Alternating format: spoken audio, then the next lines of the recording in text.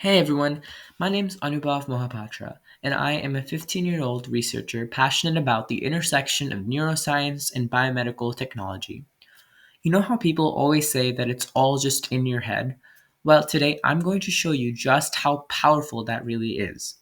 So recently, I've been working on a brain computer interface research project that explores how humans can help paralyzed individuals regain control over their metabolic functions. Sounds complex? Well, let me break it down for you. Imagine if we can help the brain reconnect with the body's internal systems just by thinking about it. And that's the emphasis, just by thinking about it. Pretty cool, right? Now, obviously, this research requires an extensive understanding of basic EEG signaling, what and how BCIs function, algorithmic manipulation, and a lot more technicalities that I simply haven't mastered yet. And so, to get my hands messy amidst a plethora of skills and to get familiar with this BCI technology, I decided to work on a replicate project that combines accessible EEG signaling as well as cutting edge signal processing to create something that would help me put my hard skills to test.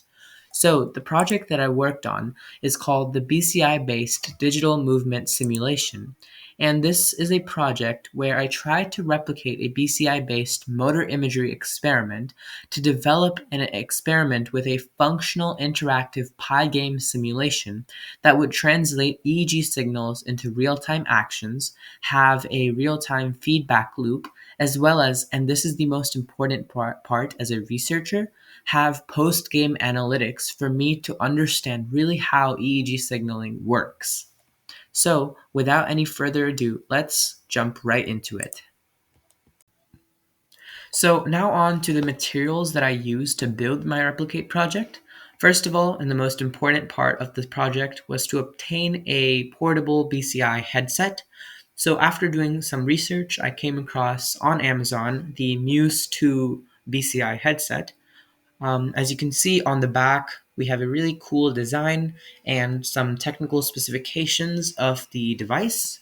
So this Muse 2 headset comes with a 56 hertz 4-channel EEG with ultra low noise 16 times oversampling, which after doing some research, I came across to know that it's very useful for the bandpass filtering that I'll be incorporating in my code later on. And so this is the actual device that I used. As you can see, it's very portable and slick.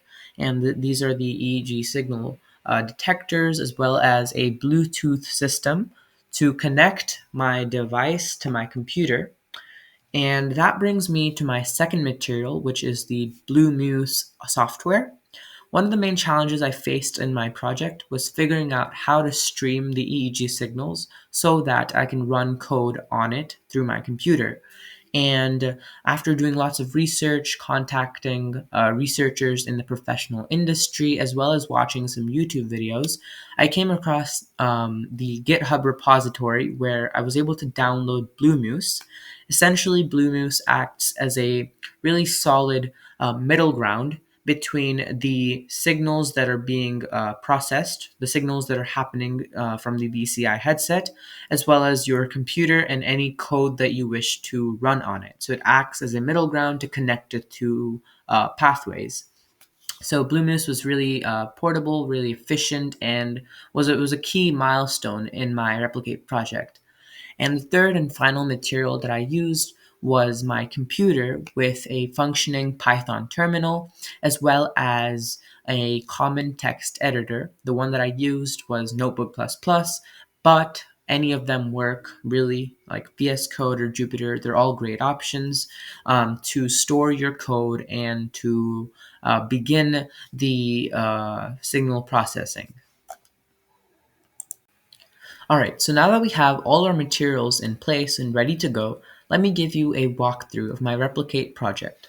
So first of all, we have the Muse 2 headset, as I showed previously. I turned it on to put into pairing mode, and this will be paired with the Blue Muse streaming software that I was talking about previously, which is essentially there to enable the easy and real-time streaming of the EEG signals into my computer. Next, we have my code editor, which I use Notebook++. And here's where I wrote my code for the project. As you can see, we have the initial libraries that are super useful for this kind of projects.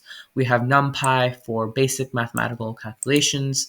Obviously, we have Pygame, which I used to create that gamified experience for the users in the end.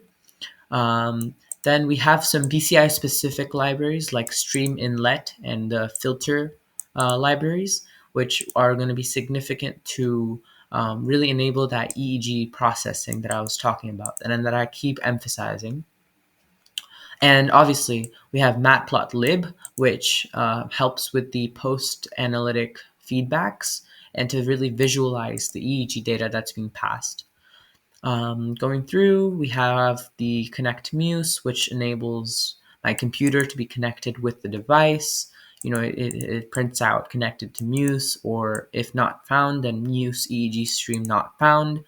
Um, and this is the bandpass filter that I was talking about. This filter and learning the significance of it was incredible because I not only learned a lot about how BCS function at a technical level, but also learned how we can really improve user experience with this, because this is really, the highlight of the project and how I was able to, filter and understand the code that was being passed through. This is also a big one, process EEG, which, as the name states, it's processing the EEG signals and trying to decode and analyze patterns that it's being that there are. Here's the calibration session. Calibration is essentially the one-on-one user experience as part of the project that I was trying to replicate. We can see there are a set of instructions that are being passed to the user, which is, when their signals are being stored and collected, the user is able to really take a debrief, by following these instructions, and there's going to be like calm music playing in the background. As we can see, it's really a wonderful experience for the user. And here is the Pygame simulation part. At the very end of the calibration session, the user is able to go and play this almost fusion of Geometry Dash and Flappy Bird, where using their own mind, not touch, using their brain signals, they are able to control a virtual character or an avatar on the screen, where they have to control its up and down movements through the panels, and every time they make it through they gain 10 extra points. They can continue to play this. There's cool gamified music playing in the background, as you can see here.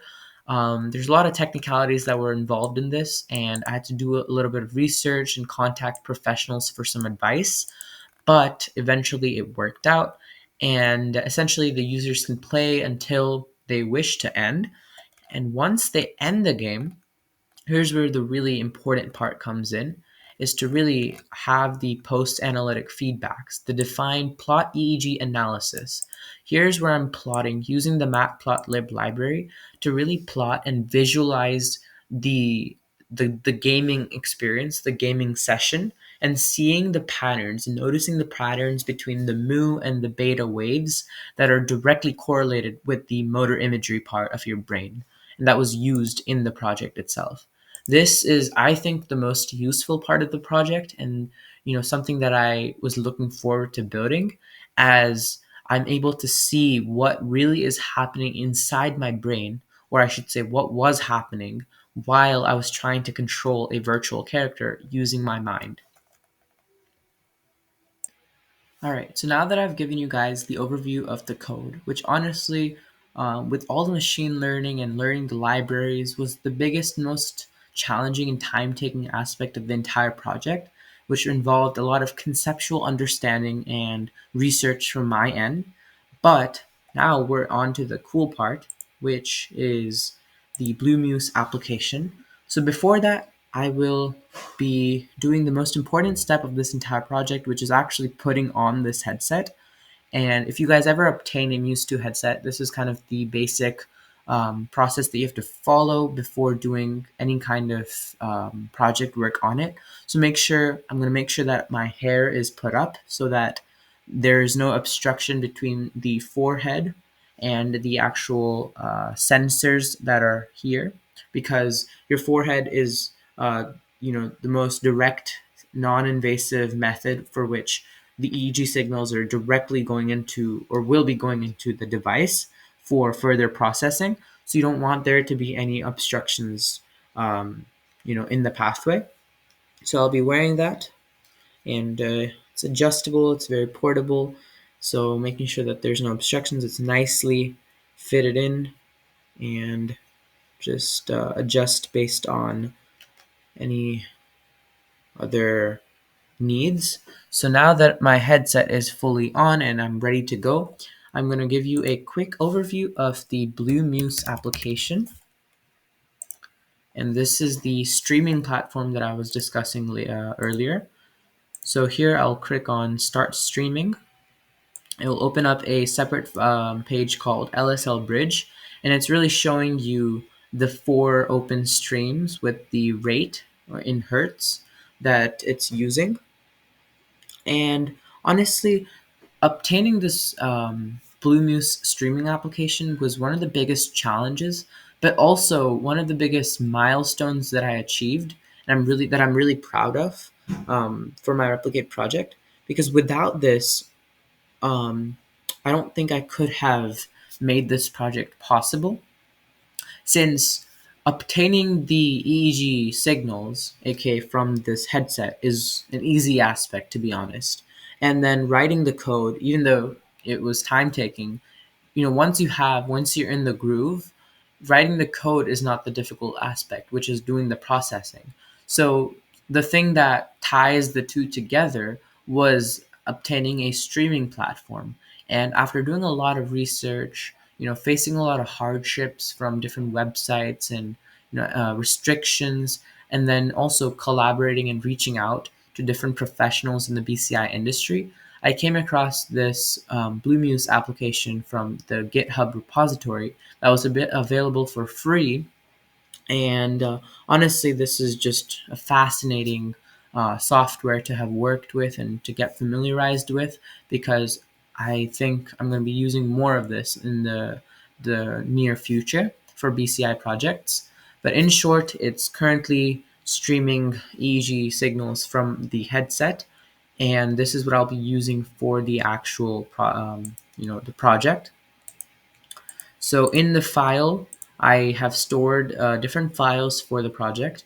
We have the actual code, which is the Muse BCI. That's the Notepad++ that I was showing. We have the 2 different music files, one for the calibration session, which is the relaxing one the funky one for the gamified experience. This is a Google spreadsheets that's part of the post-game analytics I was discussing. One of the most important aspects of this project as a researcher was able to understand the technical occurrences of EEG signals whenever you're trying to control something. So this stores that data in numerical and statistical formats in a nice and neat, organized spreadsheet after the user plays the game, for me to go through and find trends, analyze, and really learn a lot from it.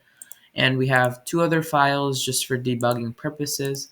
And with that, let's get straight into the simulation. So we'll open up Terminal. With any of y'all unfamiliar with Terminal, that is the Python, area for running a code or running a file, let's say. So first we'll direct it to the directory. So we'll do cd OneDrive, cd desktop. Again, these are things that I learned on in the process of making this project. Again, really useful skills to know. And now that I have everything set up, I'll be directing my or running my file. So Python muse bci.py, that's the syntax for that. And here we go. Hope you guys can see this. We have the EEG processing with the statistical analysis. As you can see, a lot of complicated stuff. And in short, it's processing your EEG signals. Then here we have connected to Muse and the start of the calibration session. The calm music is playing in the background for the user to really relax as per the instructions. We have some calming music as well as basic things that the user can do to allow themselves to relax and allow the EEG collecting process to happen smoothly and seamlessly without interruptions. I'm really proud of this project, and I think here we go.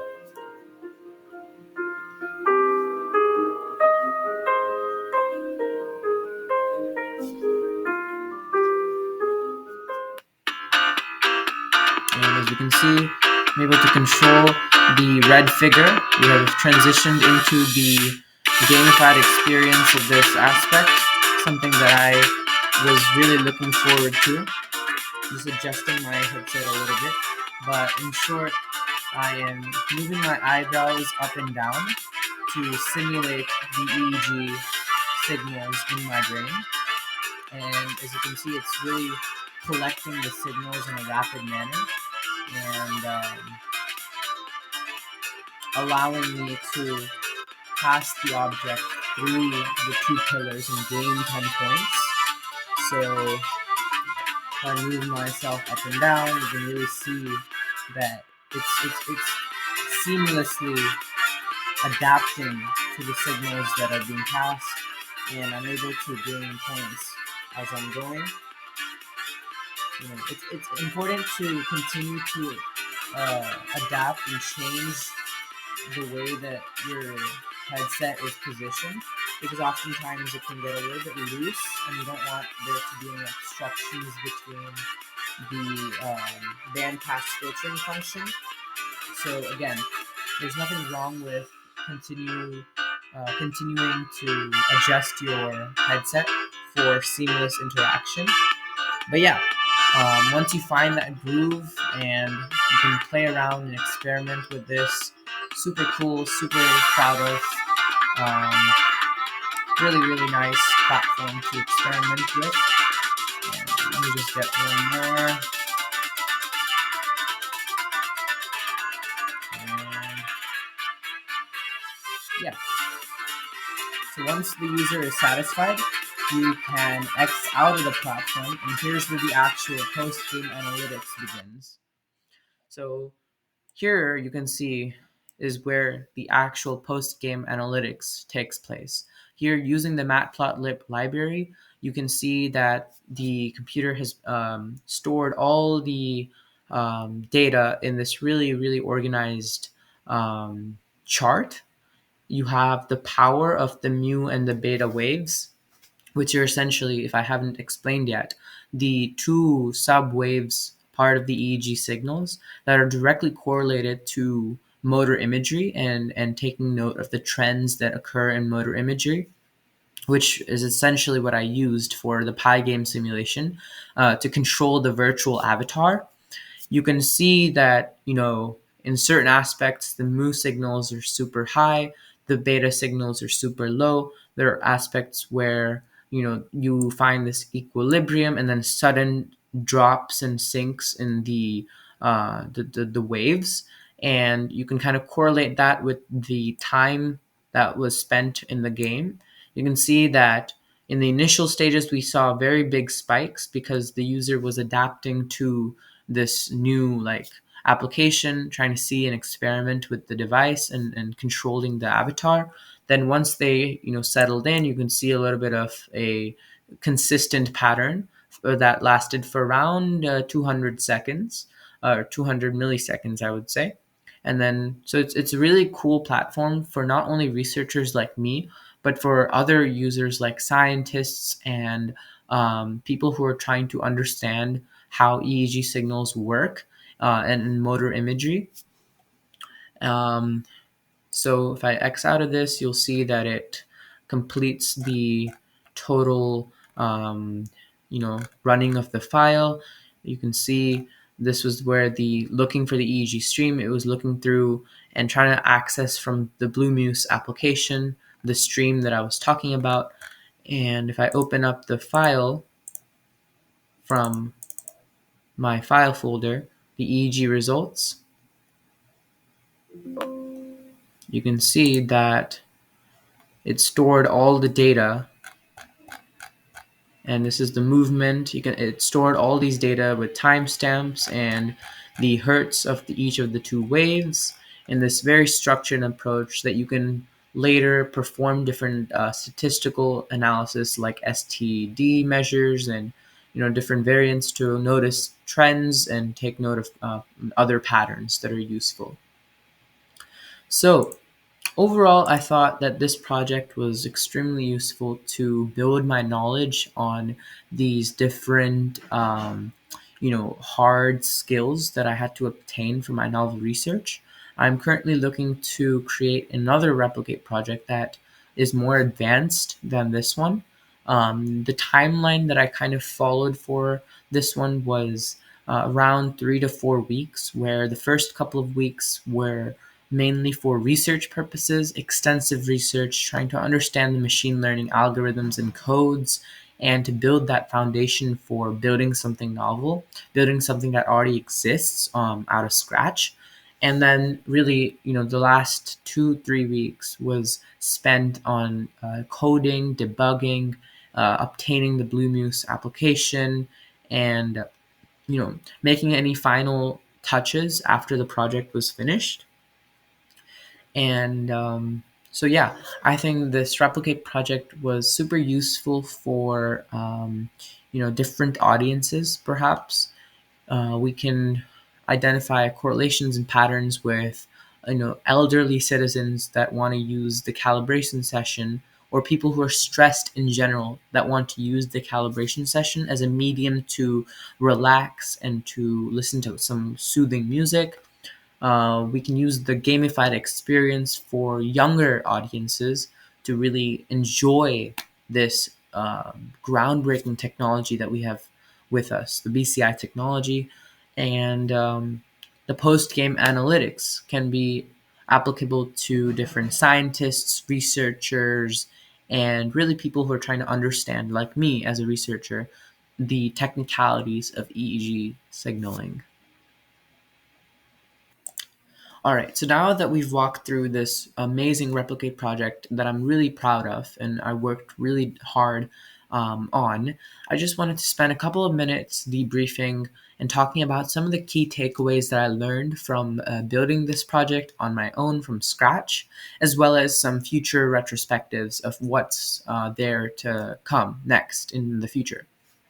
So, starting with the key takeaways, I think reflecting back on the hours spent on, starting from scratch, having zero knowledge on BCIs, and making my way through an incredible journey, I think there's really 4 to 5 key takeaways that I'm going to discuss about. The first one was that I learned a lot about EEG signal processing. I learned what they were, how they functioned, what platforms you can use to really process them, learn about the code, as I talked about the bandpass filtering and the different libraries, part of Python. Just really expanded my horizons on getting familiar and comfortable with using EEG signalings. The second takeaway that I wanted to discuss about was I developed a keen sense of problem solving. As I mentioned, my challenges with obtaining the Bluemuse software and how it was a critical milestone in this replicate project. I couldn't have made it through if I hadn't embodied a mindset of just a boss mentality and pushing through the hardships and trying to solve problems in a rather creative manner. The third takeaway that I wanted to take was I built a lot of connections with amazing researchers and companies. I landed my first internship because of this project. Prior to this, I was, contacting with different researchers and trying to get in touch. potential mentorships for this project and the project that's about to come with my second replicate, as well as just in my research in general. I met really cool individuals, got a chance and opportunity to talk with them online in conferences and different events, and landed my first internship at the National Center of Adapted Neurotechnologies, which I'm currently working on an amazing project with an amazing group of people. So really, that was the third takeaway. And fourthly, tying this to what I was talking about at the start of the video about helping paralyzed individuals. I think from this project, I really learned about creating something that would actually help people. Even though a gamified experience doesn't do much, it really is a milestone, in my journey of this bigger goal of trying to help certain people in our society to, maintain their weight and metabolic functions and restore their metabolic functions.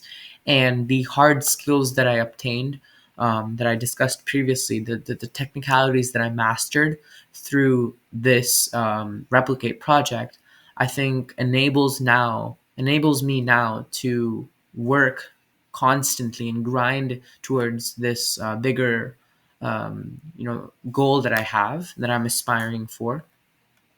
So some future plans that I intend on having is, expanding this project for broader medical applications, biomedical applications, developing a more sophisticated feedback mechanism, and expanding my knowledge on BCIs and, all of the horizons that it can possibly cover. And also, maybe creating a mobile version of the game with even more, enhancements, perhaps, like the user can choose different types of avatars, or just a true gamified experience that really enhances the one-on-one interaction. So I hope this video was useful. I know it was very useful for me as a researcher to reflect on the project and go through this project another time to walk you guys through it. And yeah, it's been a journey, and I hope to continue this journey with my second replicate project, which is going to be even more advanced, even more complicated. But as always, I'm going to try to embody this mindset that I learned from the first replicate project. And yeah, we'll see where BCIs take me. If you guys want to join me on the journey, please make sure to connect me on either LinkedIn, Substack, or just shoot me an email. Thank you guys, and see you guys later.